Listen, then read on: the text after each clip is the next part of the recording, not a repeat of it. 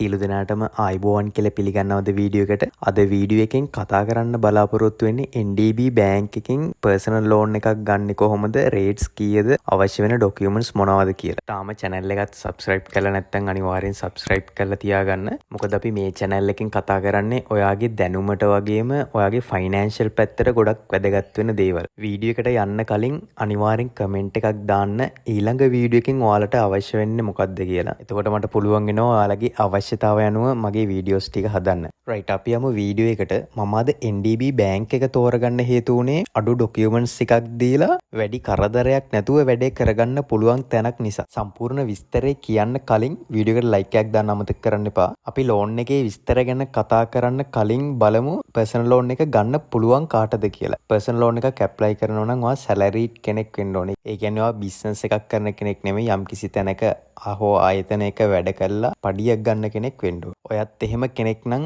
මේ ලෝන් එක ඇප්ලයි කරන්න පුළුවන්. ඔයා වැඩ කරන තැනින් සැලරි කන්ෆර්මේෂන් එකක්, ඒ වගේම ඔයාගේ සැලරි එක ක්‍රෙඩිට් වෙන බැංක් එකේ අන්තිම මාස 3 ස්ටේට්මන්ට් එකක්, ඒ වගේම ලාස්ට් 3 months පේ ෂීට් 3ක් වගේම ඔයාට තව ඕන වෙන්නේ ඇඩ්‍රස් ප්‍රූෆ් ඩොකියුමන්ට් එකක්. ඒ කියන්නේ ඔයා දැනට පදිංචි වෙලා ඉන්න තැන ලිපිනේ තහවුරු කරගන්න අවශ්‍ය ඩොකියුමන්ට් එකක්. මෙන්න මේ ඩොකියුමන්ට්ස් එක විතරයි එයාලගේ පර්සනල් ලෝන් එකට උවමනා කරන්නේ. හැබැයි ඔයා තව දෙයක් මතක තියාගන්න ඕනේ. ඔයාගේ පර්සනල් ප්‍රොෆයිල් එක බලලා, එක්සැම්පල් එකක් විදිහට ක්‍රිඩිට් රිපෝට් එකේ මොන හරි ප්‍රශ්නයක් තියෙනවා නම් එතකොට ඒකට මොන හරි ඩොකියුමන්ට් එකක් ඉල්ලන්න පුළුවන්. ඔයාගේ ක්‍රෙඩිට් කාඩ් එකේ ඇරියස් එකක් මොන හරි තිබුණා නම් ඒකට ක්‍රෙඩිට් කාඩ් සෙටල්මන්ට් ඩොකියුමන්ට් එකක් ඉල්ලන්න පුළුවන්. ඒ වගේ දේවල් වෙනස් වෙන්න පුළුවන්. අනිත් ලොකුම chance එක තමයි යාලා ගැරන්ටර්ස්ලා ඉල්ලන්නේ නැහැ. මොකද ලෝන් එකක් ගන්නකොට ගැරන්ටර්ස්ලා හොයනවා කියන්නේ ඇත්තටම ලොකු හිසරදයක්. ගොඩක් කට්ටිය ගැරන්ටර්ස්ලා විදිහට සයින් කරන්න කැමති නැහැ. කැමති වුණත් සමහරක් අයට සයින් කරන්න බැරි වෙන්න පුළුවන්. මොකද එයාලගේ ක්‍රිබ් එකේ මොන හරි ඉෂුස් තියෙනවා නම් එතකොට එයාලට ගැරන්ටි විදිහට සයින් කරන්නත් බෑ. රයිට්, දැන් ඔයාලට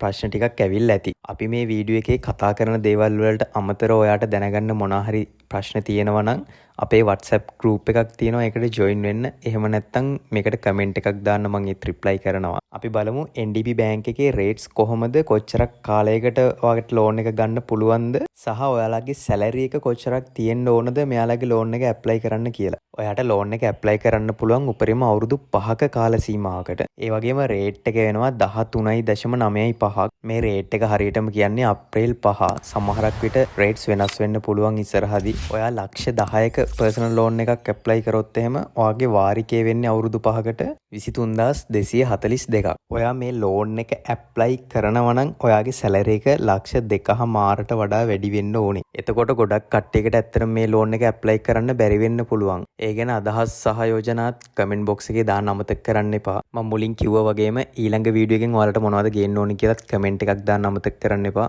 එහෙනම් thank you හැමෝටම.